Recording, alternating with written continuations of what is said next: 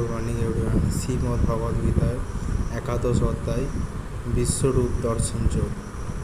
ভগবান শ্রীকৃষ্ণের শ্রীমুখে তার অসংখ্য বিভূতির কথা শুনে অর্জুন তার ঐশ্বরিক রূপ দর্শনের জন্য ব্যাকুল হলেন। অর্জুনের আগ্রহ দেখে শ্রীকৃষ্ণ অর্জুনকে বিশ্বরূপ দেখবার জন্য দিব্য দৃষ্টি দান করলেন। সেই দিব্য দৃষ্টি দ্বারা অর্জুন দেখলেন বিশ্ব ব্রহ্মাণ্ড কোথায় বিলীন হয়ে গেছে। তার পরিবর্তে শত শত সূর্যের তেজে উদ্ভাসিত এক বিরাট পুরুষ মহাশূন্য পরিব্যাপ্ত করে দাঁড়িয়ে আছে। সেই বিরাট মূর্তির মধ্যে স্বর্গ মর্ত্য পাতাল এই ত্রিলোকের সমস্ত সৃষ্টি একত্রিত অবস্থায় বিরাজ করছে। তাই দেখে অর্জুনের মনে যে সামান্য মাত্র সন্দেহ ছিল তা দূর হলো। অর্জুনের সারা দেহ কম্পিত ও রোমাঞ্চিত হতে লাগলো। তিনি নতজানু হয়ে ভক্তি ভরে বললেন, হে কেশব, হে পুরুষোত্তম, আমি তোমার দেবদেহে দেবতা, যক্ষ, রক্ষ, কিন্নর, মুনি, ঋষি, মানব, দানব, পশু পক্ষী সবই বিদ্যমান দেখছি। তোমার সংখ্যাহীন বাহু, চরণ ও চক্ষু, তোমার কোরাল মুখের মধ্যে ভীষ্ম, দন, কর্ণ, কৃপ, অশ্বত্থামা ইত্যাদি প্রতিক্ষণ ঝুলন্ত অবস্থায় অবস্থান করছে। তোমার মুখগহ্বর থেকে জ্বলন্ত অগ্নিশিখা বেরোচ্ছে।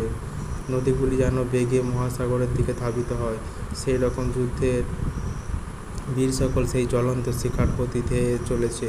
পতঙ্গ যেমন মৃত্যুর জন্য জ্বলন্ত আগুনের শিখার উপর ঝাঁপ দেয়, সেরকম তোমার মুখে জ্বলন্ত লেনিহান আগুনে সকলে ঝাঁপ দিয়ে পড়ছে। ওই অতি অগ্নিতেজে সকল সৃষ্টি চলে যাচ্ছে। শ্রীকৃষ্ণ বললেন, এই ভয়াল মূর্তিতেই আমি সৃষ্টি ধ্বংস করি।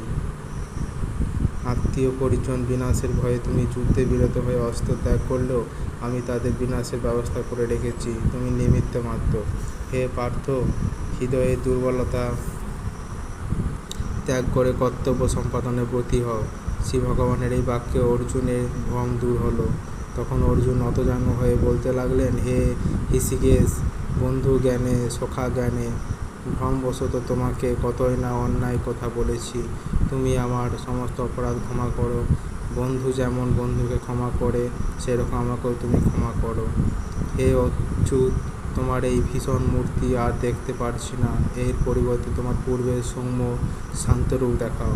শ্রী ভগবান বললেন, হে অর্জুন, আমার এই বিশ্বরূপ কেউ দর্শন করতে সমর্থ হয়নি। হে কন্তেয়, ভয় পেও না, তুমি আমার এই সেই পূর্বের রূপ দর্শন করো। এই বলে শ্রীকৃষ্ণ পূর্বরূপ ধারণ করলেন। দ্বাদশ অধ্যায় ভক্তিযোগ। অর্জুন বললেন, ভক্তিযোগ ও জ্ঞানযোগের মধ্যে কোনটি শ্রেষ্ঠ আমাকে বলুন। শ্রীকৃষ্ণ বললেন, জ্ঞানযোগের পথে তারা ইন্দ্রিয়জয়ী হয়ে এক এবং অদ্বিতীয় ব্রহ্মের উপাসনা করেন, তারা শেষ পর্যন্ত একমাত্র ভগবানের মধ্যে আনন্দে মিলিত হয়।